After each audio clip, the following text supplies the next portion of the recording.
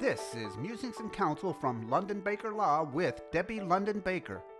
If you want to check out Debbie's website, it's londonbakerlaw.com, londonbakerlaw.com.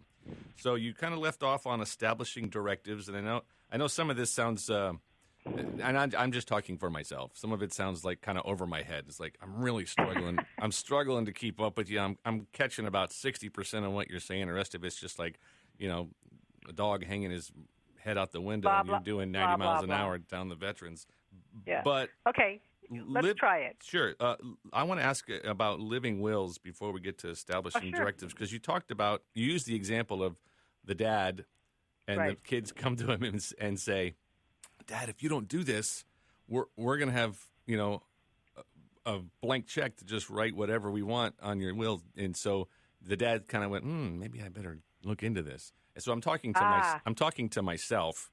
If you don't have a lot at the end of your life, if you don't have a lot of stuff or the tangibles and intangibles, it's really not. It's a simple process, isn't it? It is. But what you're saying is something that many people do. A living will is not your last will and testament. A last will and testament that's where you've given people directions on how your property should be distributed once you pass. The living will is the document that says, tells people at what stage do you want life support not used. It tells people, so I have clients who, regardless of their situation, they want to be kept alive at any cost, thinking a miracle might happen and they could be cured. Okay. Others who say, I have one client who, I think when she was 60, she got diagnosed with early onset dementia. Well, if she has a terminal condition or an end-stage condition which has a very, very little distinction in it in terms of medically, or she's in a persistent vegetative state, in all three of those, she wants no life support. She wants no nothing because she's got a life. She's looking forward to a life of, unless they find a cure for it, of decreasing mental capacity. So she chose, if any of these things exist, just keep me comfortable, moderate my pain. Right. But I don't want to be kept alive artificially let me go. At all. Right. Okay. Yeah. So that's the living will, Thank you.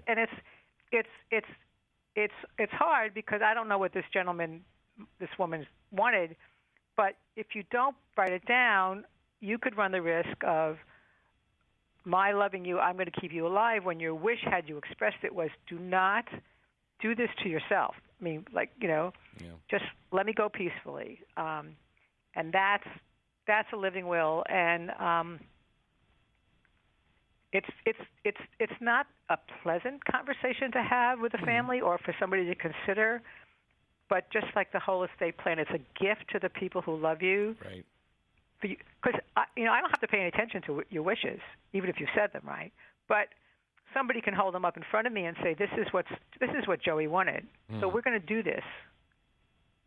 If you don't want to do it, that's a personal problem because he expressed it, and this is what we're doing. And that's where it's valuable. Excuse me. Is it as simple as just writing it down somewhere and putting it in a nice envelope and making sure your children know where it is if they need to get it, or do we have to go through an attorney, get it notarized? And in Florida, healthcare surrogates and living wills. So the healthcare surrogate is the one who makes the decision, and the living will, they're going to carry out those wishes. They do not have to be notarized. You could write it out.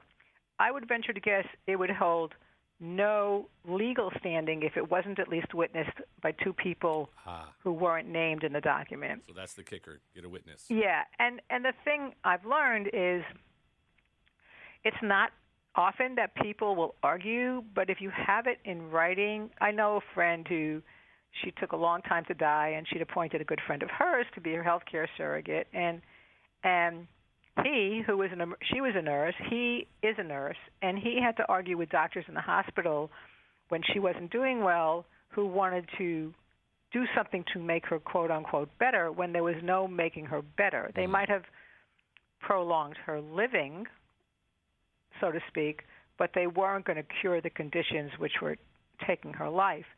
And he had to stand in the room with the document in the doctor's face saying, this is what she wants. Did that work? Yeah. Oh, good. Good to know. Yeah, Good to know. it worked. I didn't mean to derail you, but I just had that thought. No.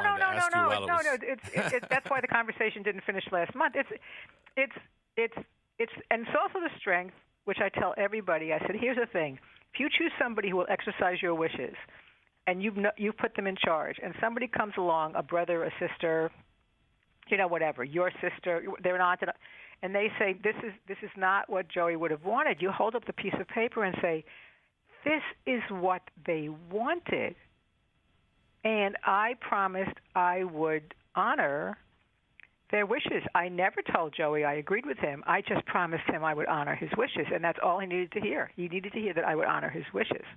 So it's like a sword in the face of the people who are going to come and claim that something else should be done. You say, no. You see this? You recognize the signature? It says Joey Steele. Get a plan. Yep. Get a plan. Yeah, get a plan. This has been Musings and Counsel from London Baker Law. Learn more at londonbakerlaw.com. Thanks for listening.